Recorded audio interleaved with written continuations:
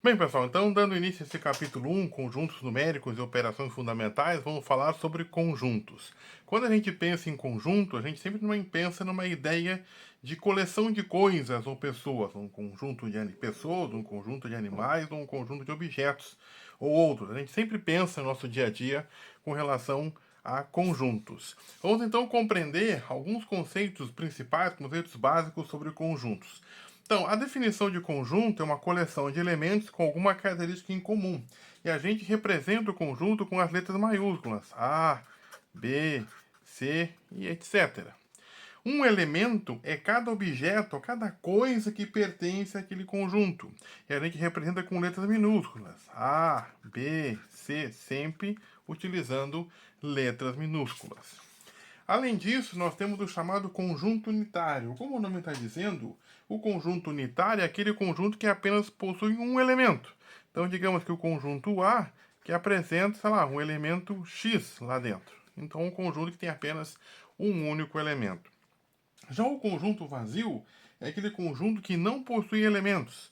Vamos chamar aqui o conjunto A, que a gente representa com uma bolinha cortada, ou então a gente representa com duas chaves abertas, mas não tendo nada dentro. Só não confunda, tá?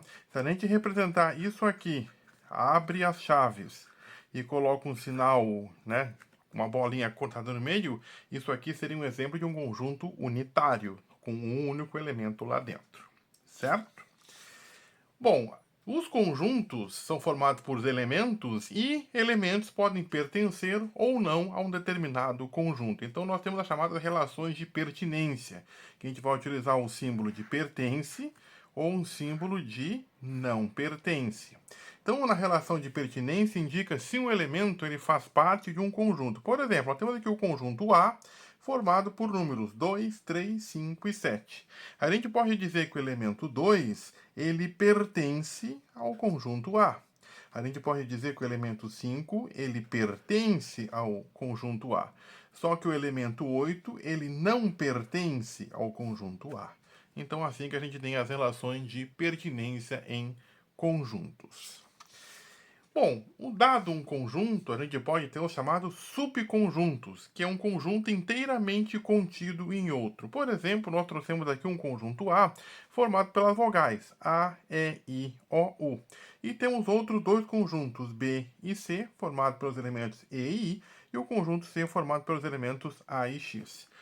Bom, eu vou dizer que se o conjunto B ele vai ser um subconjunto de A quando todos os elementos do conjunto B pertencem também a A. Se a gente observar, ó, o elemento E está lá dentro do conjunto A, o elemento I está lá dentro do conjunto A.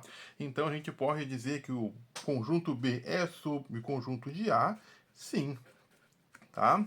E além disso, a gente tem uma outras relações também, de contém ou não contém, de contido ou não contido.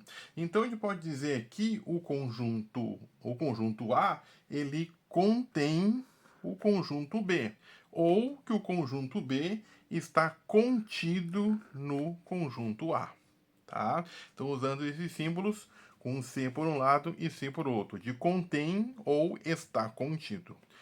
O conjunto C vai ser subconjunto de A? Ele vai ser se todos os elementos do conjunto C pertencem ao mesmo tempo ao conjunto A. A gente observa que o elemento A está lá dentro, ó.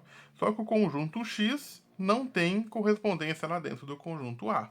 Então, C é subconjunto de A? Não, tá? Então a gente diz que A não contém o conjunto C ou que o conjunto C não está contido dentro do conjunto. Bom, e como nós representamos os conjuntos? Nós podemos representar os conjuntos por enumeração, por enunciação e também por um diagrama. Primeiro vamos ver a representação por enumeração. A gente vai listar os elementos colocando entre chaves e separados por vírgulas. Por exemplo, o conjunto das vogais. Então, o conjunto das vogais A, E, I, O, U. Então, estamos listando os elementos separados por vírgula dentro de uma chave. A gente também pode representar por enunciação. A gente vai dizer uma propriedade comum aos seus elementos escrevendo por compreensão. Então, a gente diz que o conjunto A é formado por elemento X, tal que X é vogal. tá? Então a gente não está listando os elementos, mas está dizendo uma propriedade deles.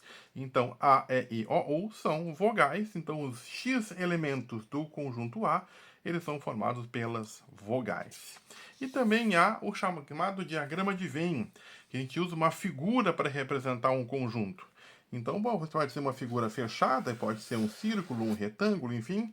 Então, o conjunto A então, é formado pelas vogais A, E, I, O, U. Então, são as três formas de representar os conjuntos. É isso.